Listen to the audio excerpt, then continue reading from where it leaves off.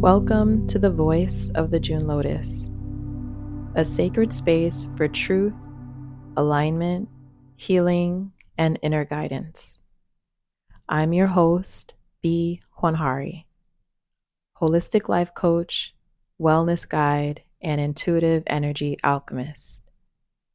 Here, we explore the path of inner transformation through soulful reflections, gentle guidance, and real conversations. Whether you're navigating change, reconnecting with your intuition, or simply craving more peace in your life, you're in the right place. Now, take a deep breath, settle in, and let's tune into the wisdom within.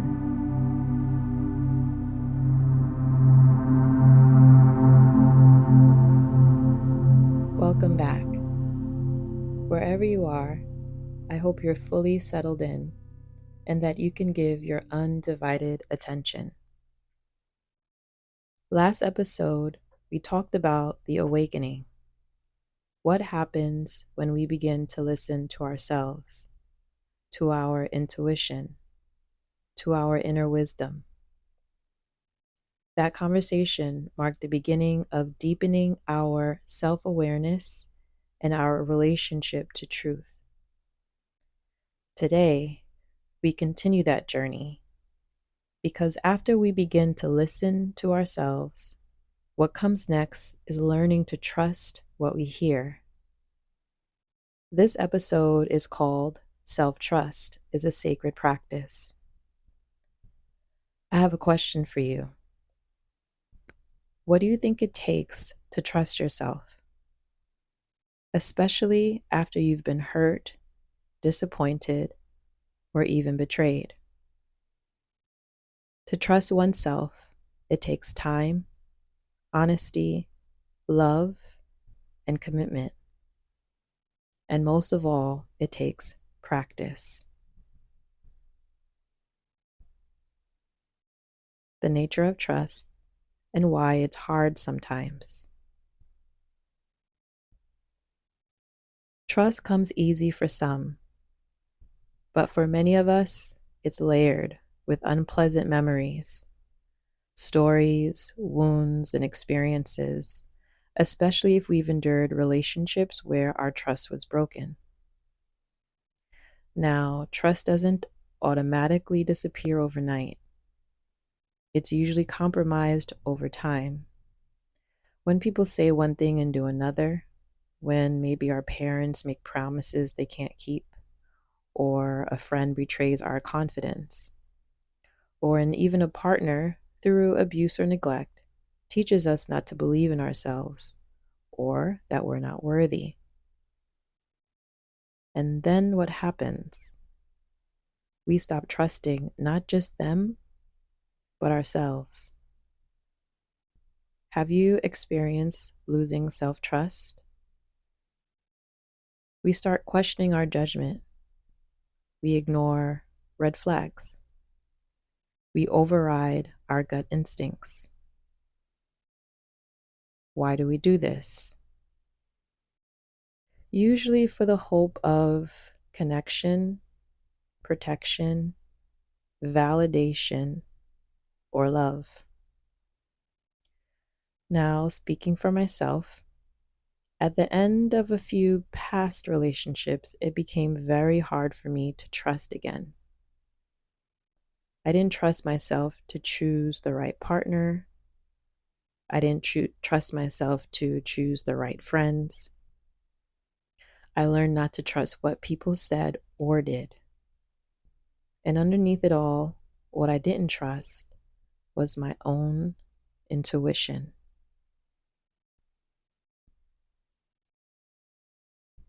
Intuition, honesty, and trust. A personal relationship. People talk a lot about red and green flags, but sometimes the warnings are not always clear obvious or loud. Sometimes they're whispers. Have you ever had an unexplainable, visceral reaction to your partner's behavior? A subtle tug or churn in your gut? Something they said that doesn't sit right with you, or something they don't say that leaves you a little unsettled or confused? Never ignore these signs. We don't want to jump to conclusions, but we should honor what we sense or feel. Because if we don't, we start to abandon our inner guidance and we abandon ourselves. Next time, have the courage to take note of what you sense or feel. Depending on the circumstances, you can choose to address it directly by having a grounded conversation with your partner, or hold trust and patience that all will reveal itself in time. In episode 1, I shared about the art of discernment. Discernment is very important in relationships because it helps you to distinguish between events of your past and what's happening in the present, between your intuition and triggers from your past experiences. As you continue to strengthen your intuition through discernment, self-awareness expands and you will begin to trust yourself more. Your willingness to love yourself will become stronger than your desire to be loved by others. When you choose yourself, when you love yourself fully, deeply, unapologetically, your self-trust begins to restore itself. And it is that trust that becomes the foundation for every decision you make going forward. Personally, I took a sincere amount of time learning how to better love myself and building up my self-trust again. I took action. I learned and practiced yoga and meditation. I learned and taught martial arts. I joined coaching sessions, and for self-empowerment, I practiced positive self-talk and I use affirmations. I took time to develop my intuitive gifts and clear senses, and I strengthened my relationship with God. My past relationships have taught me that it's important and okay to have tough conversations with my friends, with my family, and with my partner. It's okay to agree to disagree. That trust and love for myself supports my ability to trust and love my partner and his decisions, even if his style or way of thinking is different from mine. Strengthening self-trust has also allowed me to align with a partner that is trustworthy.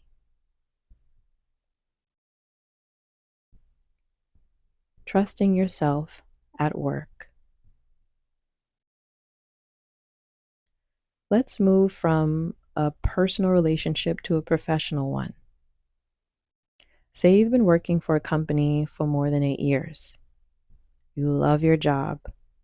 You've built rapport with your coworkers or staff, and you resonate with the company's mission. You know the heart behind the work. But over time, you notice things, decisions coworkers or maybe leadership makes that don't align, actions taken that rub you the wrong way, and you say nothing. You just sweep it under the rug. Eventually, all you swept under that rug grows from a little gremlin into a full-blown monster. And when you finally speak up, maybe when you're finally fed up, you're met with dismissal. You're told or left to feel like your concerns don't matter, and you feel betrayed. Now, here's the thing. The betrayal began long before you were finally fed up. The betrayal started when you stopped honoring what you knew, when you didn't trust your inner knowing. Coming to this truth may make you feel very uncomfortable, but it's also liberating. Because if we made a decision to stay silent, then we can also make the decision to speak up, to leave, to advocate for ourselves, to be an example and take proper aligned action. That's what self-trust is. Giving yourself permission to act in alignment with your truth.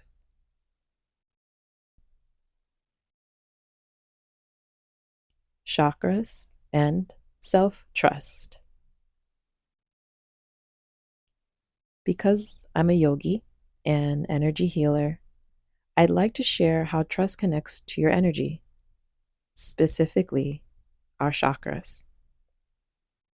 Chakras are basically energy centers in the body. You can think of them as little power hubs that help keep your physical, emotional, and spiritual self in balance. There are 7 main ones running from the base of your spine to the top of your head. And each one is connected to different aspects of your life, like how grounded you feel, how you express yourself, or how connected you are to your intuition. The first chakra, or root chakra, connects with our sense of safety and grounding. When trust is broken in childhood or trauma, this center is disrupted. Healing trust in this area of the body often begins by reconnecting to a sense of safety within yourself. The third chakra, or solar plexus chakra, connects with self-trust and personal power. This center can become imbalanced when we experience harsh criticism, failure, or unmet expectations, which cause us to feel powerless or doubtful of ourselves. Healing trust here means reclaiming your inner strength and learning to stand firmly in your yes and no. The fourth, or heart chakra, centers around love, compassion, and emotional openness. When trust is broken in our relationships, this chakra can close off to protect the heart. Healing trust here involves softening into forgiveness and rebuilding a sense of emotional safety, starting with loving yourself. And now the sixth, or third eye chakra, governs your inner knowing, intuition, insight, and perception. When trust is betrayed or dismissed, especially in childhood, we can learn to ignore or suppress our inner voice. Rebuilding trust here means learning to listen within and honor your inner wisdom as a guiding truth. To build self-trust, you often have to work across these centers: grounding, strengthening your will, loving yourself through the process, and honoring your intuition. Self-trust in action, honesty, and responsibility. So now, here's a quick example. Let's say I decided that I wanted to run a half marathon. and I say, I trust that I will run the race, but I haven't actually trained, and I don't have time to train, and I'm not prepared at all. Now, is this really trust, or am I setting myself up for disappointment? Self trust means being honest. I don't have the time or capacity for this right now. That honesty is actually what builds trust because you're not lying to yourself. You're not setting yourself up to fail. Whether it's a marathon or a new job or a relationship, you build trust by telling yourself the truth, even when it's inconvenient or uncomfortable. Reflection questions for you. Let's drop into practice. Now, as I go through these reflection questions, you can pause and journal if you like, or you can just breathe and be aware of what you sense in your body, or be aware of the images that may reveal to you in your mind. Please take a deep breath. Place your hand on your heart or your belly. Ask yourself, where in my life have I ignored my intuition, and what was the result?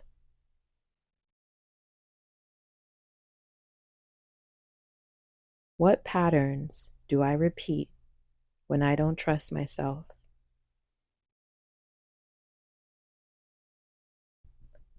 What does self-honesty look like for me right now?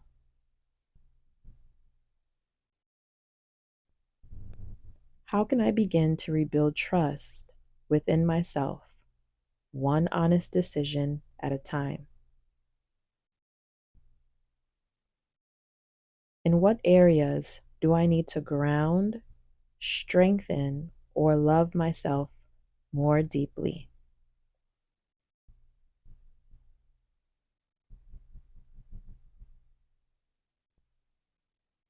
Grounding practices for self-trust. Let's talk about ways you can deepen your own self-trust starting today. Number 1, be totally honest with yourself. You don't have to have all the answers, but you do need to be honest about where you are and what you're doing and what you need. Number 2, ground your body. Remember, trust starts in the root chakra. So move your body, take walks, dance, breathe deep into the belly, and build a relationship with stillness. Number 3, create small agreements and keep them. Instead of over-promising, start small. I'll meditate for 5 minutes today, or I'll drink water today. The more you keep your word to yourself, the stronger the trust becomes. Number 4, reflect on outcomes with compassion. If something doesn't go as planned, don't use it as evidence that you can't be trusted. Ask yourself, was I honest? Was I prepared? Was I aligned? Learn from it. Number 5, trust your process. Your path doesn't need to look like anyone else's. Trust that the timing, the detours, the setbacks, they're all part of your sacred becoming.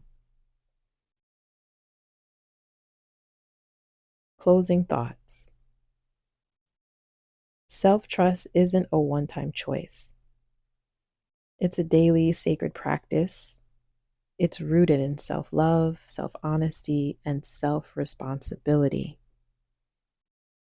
It says, because I love myself, I speak up. Because I love myself, I stay. Because I love myself, I leave. It's not always easy, but I promise you, the more you practice, the more grounded, confident, and intuitive you feel. So today, trust that you're exactly where you need to be. Trust the unfolding. Trust yourself.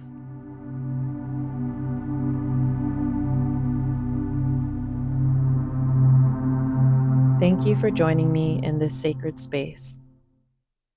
If today's episode resonated with you, please share it with someone you know and help the growth of this community by subscribing or leaving a review.